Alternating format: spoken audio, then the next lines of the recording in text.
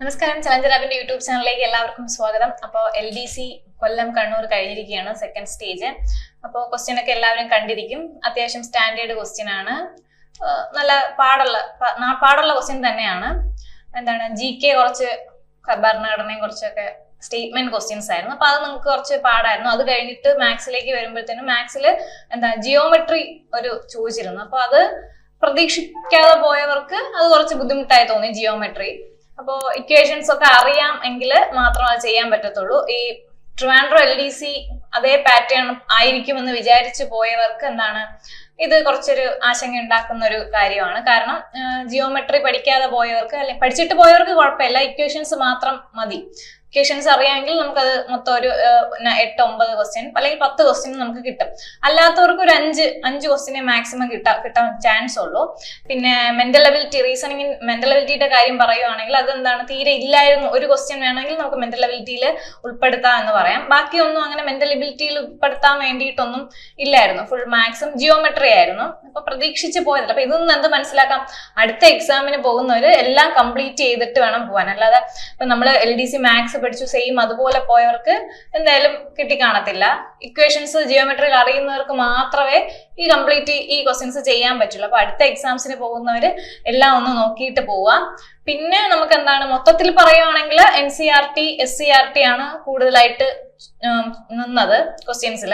അതായത് higher secondary ഉൾപ്പെടെയുള്ള GK ആണ് ഞാൻ പറയുന്നത്. ഹയർ സെക്കൻഡറി ഉൾപ്പെടെയുള്ള NCERT ടെക്സ്റ്റ് ബുക്കിൽ നിന്നാണ് കൂടുതൽ ചോദിച്ചത്.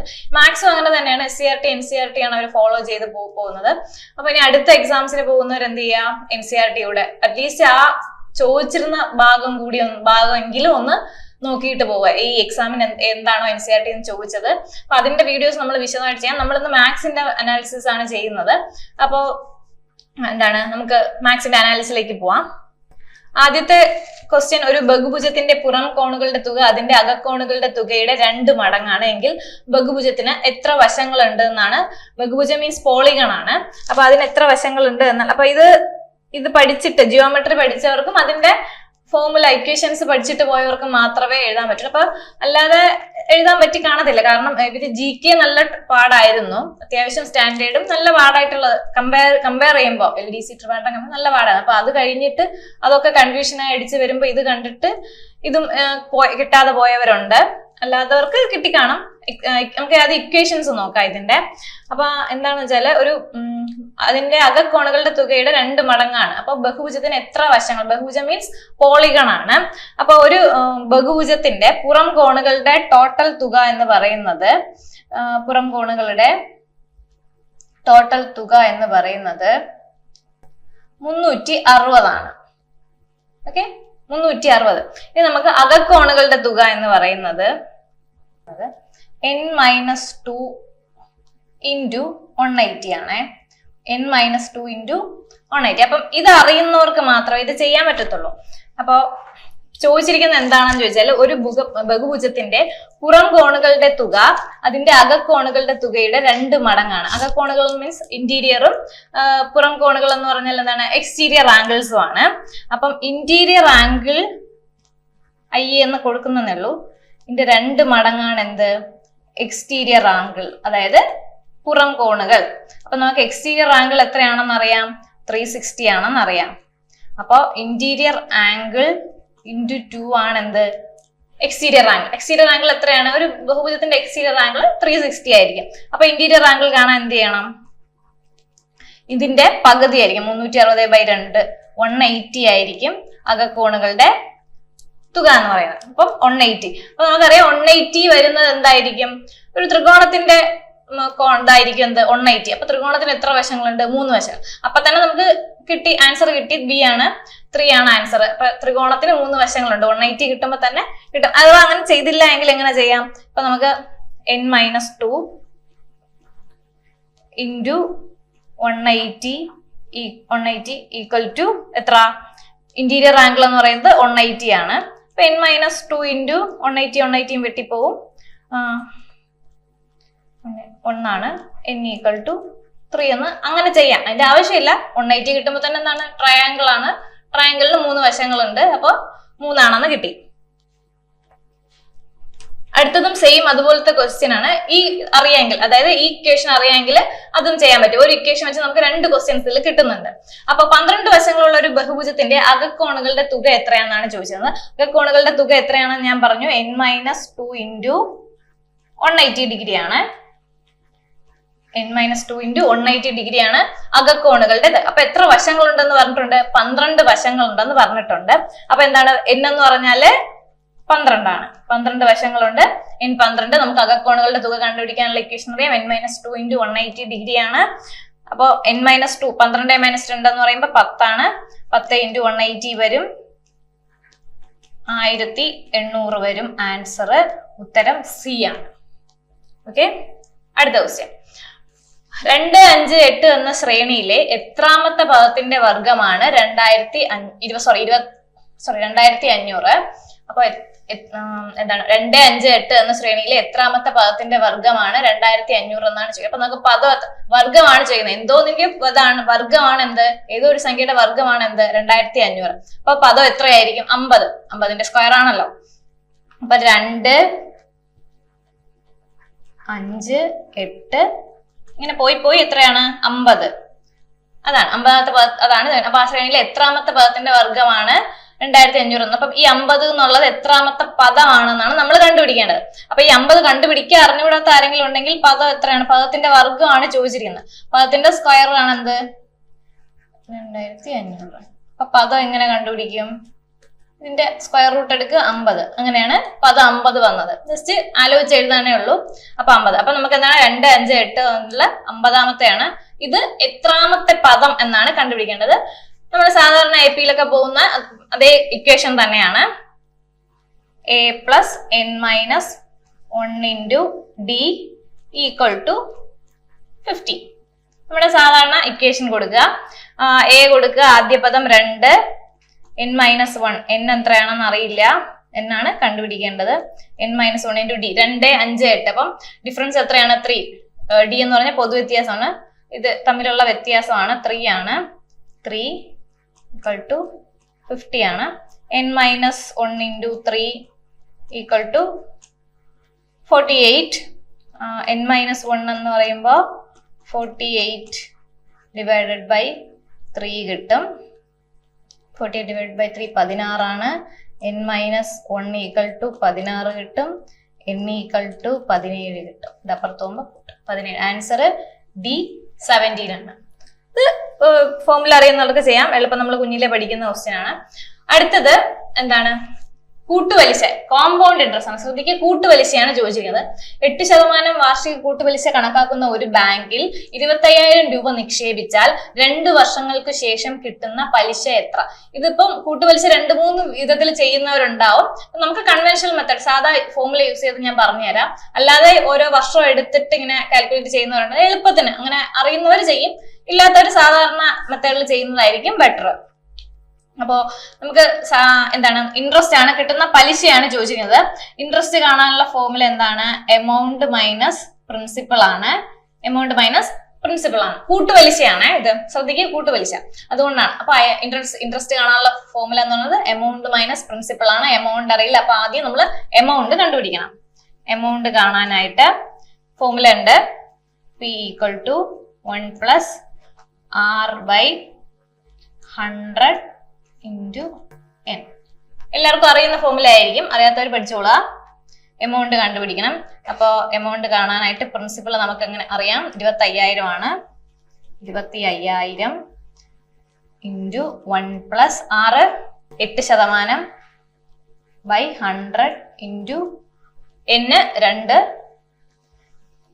ഓക്കെ, അടുത്തതിന് സോൾവ് ചെയ്ത് എഴുതിയാൽ മതി. 25,000 ഇത് എഴുതുമ്പോൾ 100 108 108/100 × 108/100. ഓക്കെ, അപ്പൊ ഇതില് 2 0, ഇതിൽ 2 0, ഇതിലൊരു 0, ഇതിലൊരു 0 വെട്ടിപ്പോ 5 കൊണ്ട് വെട്ടും. 5 10 2, ഇത് വെട്ടിപ്പോവും. 5 4. അപ്പൊ നമുക്ക് 540 × 54 എന്ന് കിട്ടും. അത് ഇൻറ്റു ചെയ്യുമ്പോൾ 0 6 1 9.2 ഇത് കിട്ടും. അപ്പൊ അതാണ് എമൗണ്ട്. ഇനി നമുക്ക് ഇൻട്രസ്റ്റ് ആണ് കണ്ടുപിടിക്കേണ്ടത്. ഇൻട്രസ്റ്റ് കണ്ടുപിടിക്കാനായിട്ട് I = A - P ആണ്.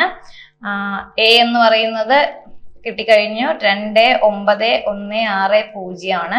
മൈനസ് പ്രിൻസിപ്പൽ എന്താണ് 25,000 ആണ് അല്ലെ. അപ്പൊ ആൻസർ എത്ര വരും? 4,160 എന്ന് വരും ആൻസർ.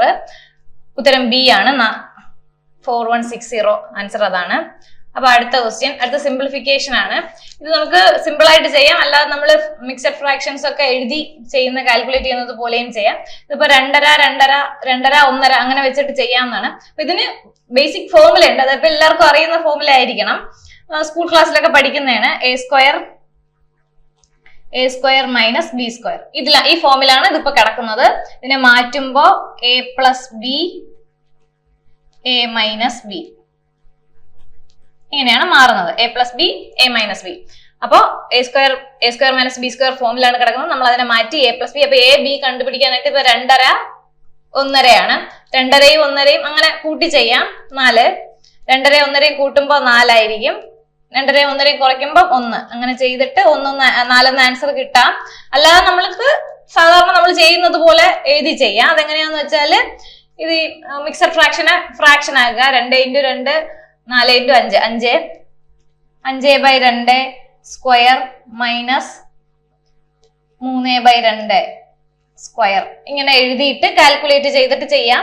ചെയ്യണമെങ്കിൽ ചെയ്യാം. ഇത് എളുപ്പത്തിൽ നമ്മളിപ്പോ 2.5, 1.5 ആയതുകൊണ്ടാണ് ചെയ്തത്. വലിയ സംഖ്യയാണെങ്കിൽ നമുക്ക് ഇങ്ങനെ ചെയ്യാൻ പറ്റത്തില്ല. നമ്മളിങ്ങനെ തന്നെ എഴുതുക. അപ്പോ ഇങ്ങനെ എഴുതുമ്പോഴത്തേനും 5/2 പ്ലസ് 3/2 5/2 മൈനസ് 3/2 2 കോമൺ ആയതുകൊണ്ട് 2 8/2 2/2 കെട്ടിപ്പോവും. ആൻസർ 4 കിട്ടും.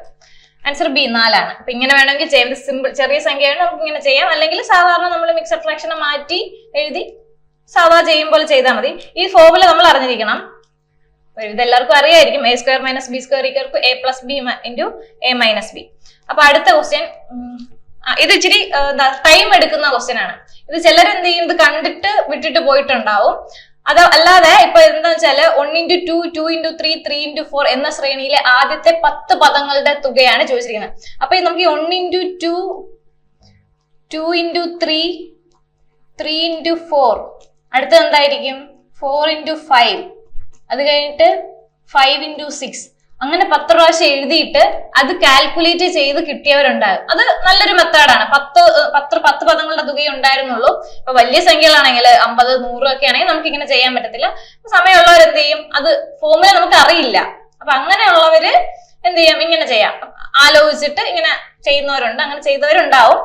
കൂടുതൽ പേരും അങ്ങനെ ചെയ്തതായിരിക്കും. ഫോർമുല അറിയാത്തവർക്ക് ഇതൊരു എളുപ്പമാണ്. അല്ലാതെ ഇത് കണ്ടിട്ട് വിട്ടിട്ട് പോയവർക്ക് ഒരു മാർക്ക് നഷ്ടമായി. അപ്പൊ ഞാൻ പറഞ്ഞല്ലോ, ഇപ്പൊ ഇങ്ങനെ എഴുതാം. 2 × 3 3 × 4 അടുത്ത് 4 × 5 അത് കഴിഞ്ഞിട്ട് 5 × 6 6 × 7 അങ്ങനെ 10 പ്രാവശ്യം എഴുതുക. എന്നിട്ട് എന്ത് ചെയ്യുക, 1 × 2 2 2 3 2 × 3 6 4 3 12 4 5 20 അങ്ങനെ എഴുതി ഇതെല്ലാം കൂടി കൂട്ടുമ്പോ ആൻസർ കിട്ടും. അല്ലാതെ നമുക്ക് എന്തുണ്ട്, ഇതിന്റെ ഒരു ഫോർമുല ഉണ്ട്, അത് ഞാൻ പറഞ്ഞുതരാം. n/3 n + 1 × n - 2 n + 2 ഇതാണ് നമുക്ക് ഉള്ള ഫോർമുല. ഇപ്പൊ 100 അല്ലെങ്കിൽ 50 ഒക്കെ ആണെങ്കിൽ എന്ത് ചെയ്യാം, നമുക്ക് ഇത് വെച്ചിട്ടേ ചെയ്യാൻ പറ്റത്തുള്ളൂ. അപ്പൊ n എത്രയാ, എന്നാണ് 10 എന്നറിയാം. 10 × n + 1 11 n + 2 12/3 ചെയ്യുമ്പോ 440 എന്ന് കിട്ടും. 100 50 ഒക്കെ ആണെങ്കിൽ ഇത് വെച്ച് ചെയ്യാം. ഇപ്പൊ ഇത് അറിയാത്തവർക്ക് എന്ത് ചെയ്യാം, ഇത് 10 പ്രാവശ്യം എഴുതിയാൽ, കാരണം 10 ആണ് ചോദിച്ചിരിക്കുന്നത്. 10 പ്രാവശ്യം എഴുതിയിട്ട് അത് കൂട്ടുമ്പോ 440 കിട്ടും.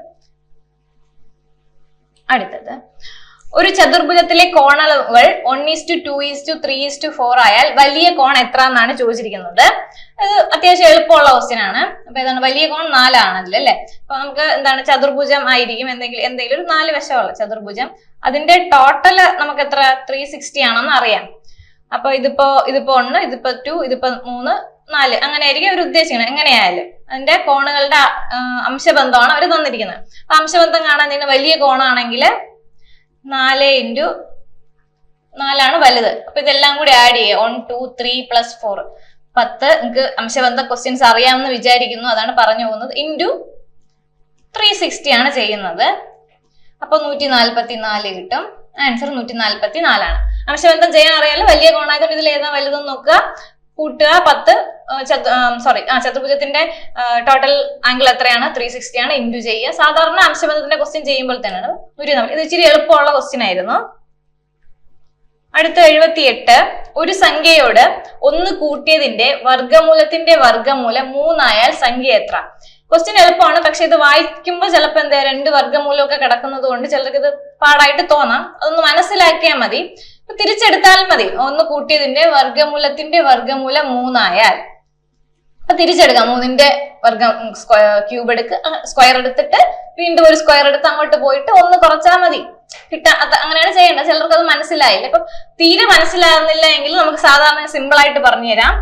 ഇപ്പം ഒരു സംഖ്യയോട് 1 കൂട്ടി, അതാണ് ആദ്യം പറഞ്ഞത്. ഒരു സംഖ്യ എക്സിന്റെ കൂടെ 1 കൂട്ടിയാൽ അതിന്റെ വർഗമൂലത്തിന്റെ വർഗമൂലം എത്രയാണ്? 3 എന്നാണ് പറഞ്ഞേക്കാം. അപ്പൊ ഒരെണ്ണം ഇപ്പുറത്തേക്ക് പോകുമ്പോ √(x+1) എന്ന് പറയുന്നത് 9 ആവും. അപ്പൊ തിരിച്ച് ഇത് പോകുമ്പോ x+1 = 81 ആവും. അപ്പൊ x = 80 ആവും. ആൻസർ 80 ആണ്. അങ്ങനെ ചെയ്യാം. ഇപ്പം ചെയ്യണമെന്നില്ല. തിരിച്ച് ഒരു സ്ക്വയർ 2 പ്രാവശ്യം എടുത്താൽ മതി. 2 വർഗമൂലം തിരിച്ചെടുക്കുക. പിന്നെ എന്താണ്? 1 കൂട്ടിയതാണ്. അപ്പൊ ജസ്റ്റ് 1 കുറയ്ക്കുക, 80 കിട്ടും. ആൻസർ 80 ആണ്. അടുത്തത് വൃത്തസ്തൂപികയുടെ ആരം 2 മടങ്ങും ഉന്നതി 3 മടങ്ങും വർദ്ധിപ്പിച്ചാൽ വ്യാപ്തം എത്ര മടങ്ങായി വർദ്ധിക്കും എന്നാണ്. എത്ര മടങ്ങായി വർദ്ധിക്കും? എത്ര മടങ്ങായി കൂടും? എത്ര കൂടും എന്നല്ല, എത്ര മടങ്ങായി വർദ്ധിക്കും അതാണ് ചോദിച്ചിരിക്കുന്നത്. അപ്പൊ എന്താണ് വൃത്തസ്തൂപിക എന്ന് പറയുമ്പോൾ നമുക്ക് സിലിണ്ടറിന്റെ ഫോർമുല അറിഞ്ഞിരിക്കണം. വ്യാപ്തത്തിന്റെ πr² ആണ്.